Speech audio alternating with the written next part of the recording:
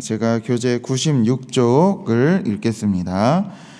요압은 다윗이 아들 압살롬의 죽음으로 인해 슬퍼한다는 이야기를 전해 듣습니다.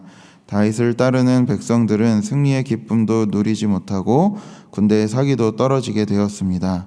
그러자 요압은 다윗 왕에게 나아가 아들의 죽음보다 왕의 부하들을 위로하고 격려하라고 권면합니다. 이제 이스라엘 모든 지파 백성들은 다윗을 다시 그들의 왕으로 삼습니다. 다윗은 압살롬의 군 지휘관이었던 아마사를 포용하며 온 지파의 마음을 다시 하나로 모아갑니다. 뿐만 아니라 다윗 왕이 피날길에 올랐을 때 저주를 퍼붓던 시므이가 엎드려 용서를 구하자 그를 용서합니다. 사울의 손자 무비보셋은 다윗이 예루살렘으로 돌아오자 그간 있었던 오해에 대해 길게 설명하며 다윗에게 용서를 구합니다. 바르실레는 다윗을 잘 보필하였지만 나이가 들어 그 역할을 이제 아들 기맘에게 맡깁니다. 성경에서 다윗의 나라는 하나님 나라의 모델로 제시되곤 합니다. 물론 다윗이라고 하는 왕이 완전하지는 않지만 적어도 하나님 나라라고 한다면 이런 모습이지 않을까라는 그림자로 비춰집니다. 그리고 베드로전서, 우리 신약의 베드로전서 2장 9절에 보시면 우리 모두는 왕같은 제사장이다 라고 이야기하고 있습니다. 그럼 오늘 말씀에서 이 하나님 나라에서 우리 왕같은 제사장인 우리들의 모습이 어떠해야 하는지 한번 살펴보고 하나님 나라를 소망하며 기도하는 시간 되시기를 바랍니다. 먼저 우리 첫 번째로 기도할 것은 같이 따라하면 좋을 것 같습니다. 하나님, 저는 감정에 치우치기 쉬운 존재입니다. 우리가 첫 번째로 기도할 것은 바로 이겁니다. 하나님, 저는 감정에 치우치기 쉬운 존재입니다. 압살롬의 반역의 결과는 압살롬의 죽음이었습니다. 이에 다윗은 압살롬의 죽음을 크게 슬퍼합니다. 이 슬픔이 얼마나 지속이 되었는지 모르지만 다윗은 꽤 오랫동안 이 아들의 죽음을 슬퍼했던 걸로 보입니다. 그는 자신을 죽이려 달려들었던 사울의 죽음에도 슬퍼했고, 자신을 반대하며 군대를 일으켰던 아들 압살롬의 죽음에도 슬퍼할 줄 아는 연민이 많은 지도자였습니다. 연민이 많다라는 건 지도자로서 참 좋은 자격 조건입니다. 그러나 지도자가 그 연민 때문에 자신의 감정을 오래도록 추스르지 못하고 연민이 지나쳐 자신이 마땅히 해야 할 일들을 못하면 그 연민은 오히려 지도자에게 독이 되고 맙니다. 오늘 말씀에 요압 장군이 나와서 이런 다윗에게 아주 충직한 조언을 합니다. 요압은 왕의 이런 슬픔이 오히려 백성들을 부끄럽게 하고 군대에 나갔던 군인들을 부끄럽게 한다고 그렇게 이야기합니다. 그리고 7절에서는 이렇게 이야기합니다. 함께 7절을 같이 읽겠습니다. 이제 곧 일어나 나가 왕의 부하들의 마음을 위로하여 말씀하옵소서. 내가 여호와를 두고 맹세하옵나니 왕이 만일 나가지 아니하시면 오늘 밤에 한 사람도 왕과 함께 머물지 아니할지라. 그리하면 그 화가 왕이 젊었을 때부터 지금까지 당하신 모든 화보다 더욱 심하리이다 하니, 다윗은 이 국민들의 마음을 위로하고 흩어진 이 백성들을 다시 하나로 모아야 하고 또 국정을 다시 세워야 하는 중요한 일이 남아 있었습니다.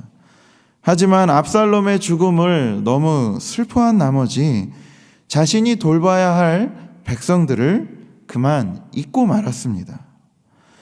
이처럼 감정에 치우치면 균형을 잃기 쉽습니다. 특별히 사회나 교회에서 중요한 역할이 맡겨진 사람들이 감정에 치우치면 많은 이들의 오해를 불러일으키고 사람들의 마음을 상하게 할 수 있습니다. 가족이 중요하지만 가족보다 사명이 중요할 때가 있습니다. 감정에 치우치면 사명과 사적인 것을 혼동합니다. 사명은 감정을 잘 다스리며 균형을 가질 때 온전히 감당할 수 있습니다. 따라서 우리는 이 새벽에 하나님, 저는 감정에 휘둘리기 쉬운 존재입니다 라고 진실하게 주님께 나아가야 할 것입니다. 두 번째로 기도할 것은 모든 사람을 너그러이 대하게 하소서라는 기도 제목입니다. 사무엘하 19장을 쭉 살펴보면 다윗이 사람들을 대하는 태도를 볼 수 있습니다. 먼저 요압의 충고를 받아들입니다.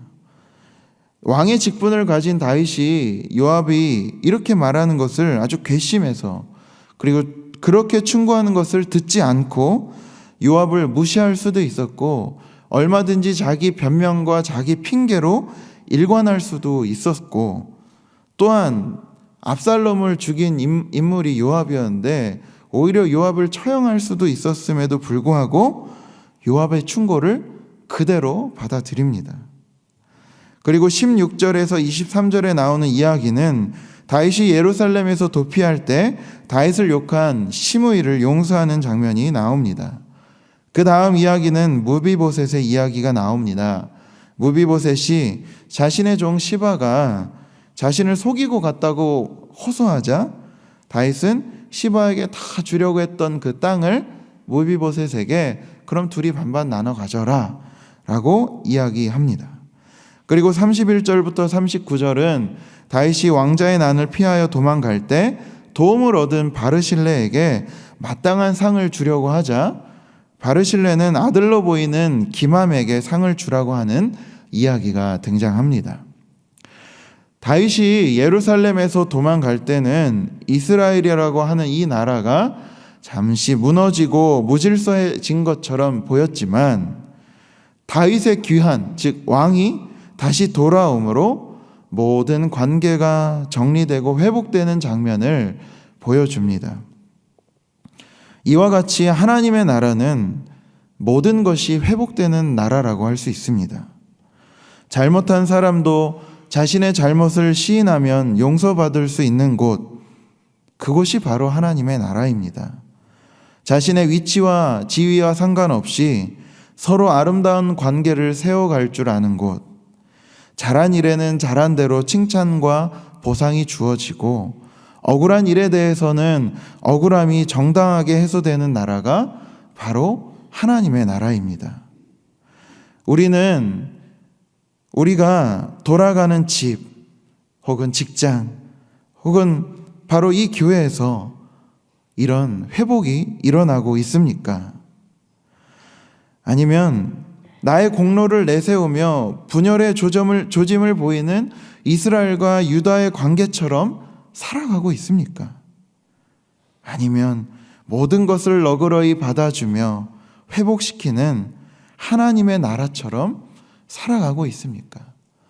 나는 내가 돌아가면서 머무는 그곳에서 이러한 회복이 일어나고 있습니까? 마찬가지로 하나님께서는 내가 돌아가는 모든 곳에서 하나님의 너그러움을 반영해 이런 회복이 일어나 하나님의 나라가 바로 이 땅 가운데 세워지기를 바라고 계십니다. 제가 좋아하는 동기 목사님이 한 분 있습니다. 그 목사님이랑 최근 이야기를 하게 된 계기가 있었는데, 이제 어떤 전도사님이 이제 다른 곳을 이제 교육전사님이 떠나려고 했었다고 합니다. 그런데 원래 이 전도사님은 졸업을 1년 남은 전도사님이었는데 처음에 올 때 면접 보러 올 때 자기가 더 있겠다고 약속을 받고 그렇게 왔는데 갑자기 떠나겠다고 하니까는 일단은 알겠다고 이야기를 하고 이 전도사님 이제 준전임 전도사로 약속도 해놓은 다 상태였는데 그렇게 떠난다고 하니까 이 목사님이 조금 당황스러워서 이 전도사님 불러놓고 잘 이야기했다고 합니다. 전도사님 분명히 저희와 졸업 이후에도 계시겠다고 약속하셨는데 제가 생각하기엔 제 경험에도 이거는 좀 아닌 것 같아요. 그래서 다시 한번 기도해 보시고 결정되시면 연락 주세요 라고 그랬더니 그 전도사님이 길게 카톡으로 막 기도해 봤는데 가는 게 좋겠다고 연락이 왔답니다. 그런데 공교롭게도 이 전도사님이 결정이 안 된 것을, 다른 교회에 가기로 결정된 것이 안 된 것을 이분이 알게 된 거예요. 그런데 이 전도사님 모르고. 그런데 정확히 일주일 뒤에 그 전도사님이 자신이 기도해 보았는데 여기 남는 것이 좋겠습니다 라고 또 길게 카톡을 자기가 남기로 결정했다고, 그렇게 장문의 카톡을 보냈다고 합니다. 이 목사님은 이 전도사님이 어떤 상황이었는지 자기는 다 알고 있었는데, 그 교회에 자기 또 아는 목사님이 거기에 계셔서 그 결정 상황을 다 자기가 알고 있었는데, 그렇게 남기니까는 이 이야기가 참 안타까웠다고 합니다. 그래서 담임 목사님께 바로 이야기하려고 했지만, 그렇게 되면 이 친구는 정말 갈 곳이 없지 않느냐, 그러면서 저에게 이렇게 이야기를 했습니다. 상수야, 이 친구 정말 철이 없지 않니? 그런데 내가 이 친구에게 나중에 좀 이야기를 해주려고. 왜냐하면 지금 얘기하면 이 친구에게 상처가 되잖아. 아무리 좋은 이야기에 상처가 되니까는 나중에 얘기해 주려고, 이 친구를 위해서. 저는 이 이야기가 참 가슴에 남았습니다. 그리고 이 목사님 계시는 곳이, 그 전도사님은 잘 알지는 못하겠지만 바로 이 목사님이 계시는 곳이 바로 하나님 나라가 시작되는 지점이겠다라는 생각이 들었습니다. 이처럼 상대방을 깊이 헤아리며 너그러이 대할 줄 아는 것, 이것이 바로 하나님 나라를 이 땅 가운데서 시작하게 하는 지점인 줄로 믿습니다. 그럼 우리 함께 다 같이 기도하시겠습니다. 먼저 첫 번째로는, 하나님, 저는 감정에 참 치우치기 쉬운 존재입니다. 저를 불쌍히 여기소서. 또한 두 번째로, 하나님, 오늘 다윗이 사람들을 대한 것처럼 저도 모든 사람을 너그러이 대하는 존재 되게 하시옵소서. 그리고 오늘을 살아가는 여러분들을 위해서 함께 우리 주님의 이름 부르며 같이 기도하겠습니다. 기도하시겠습니다. 주여 믿습니다. 주여 믿습니다. 주여 믿습니다.